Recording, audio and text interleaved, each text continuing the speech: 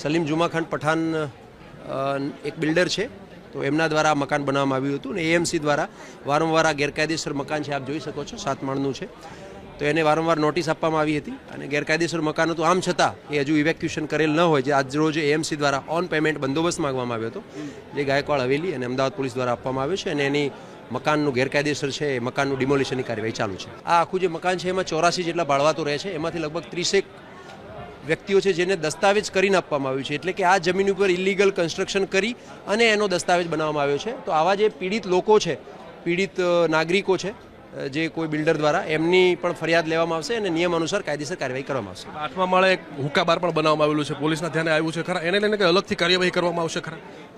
અમારા હાલમાં ધ્યાન આવેલ નથી, પરંતુ આ સમગ્ર બિલ્ડિંગ છે એ 7 દિવસના બંદોબસ્તમાં ઇવેક્યુએશન સાથે સાથે એને એએમસી દ્વારા, અમદાવાદ એએમસી દ્વારા તોડી પાડવામાં આવશે. આગળની જે પણ ગેરકાયદેસર પ્રવૃત્તિ હશે એના વિરુદ્ધ કડક કાર્યવાહી કરવામાં આવશે. કેટલું બાંધકામ હશે, કેટલા ચોરસ મીટર બાંધકામ છે, આપણા ધ્યાને શું આવ્યું છે?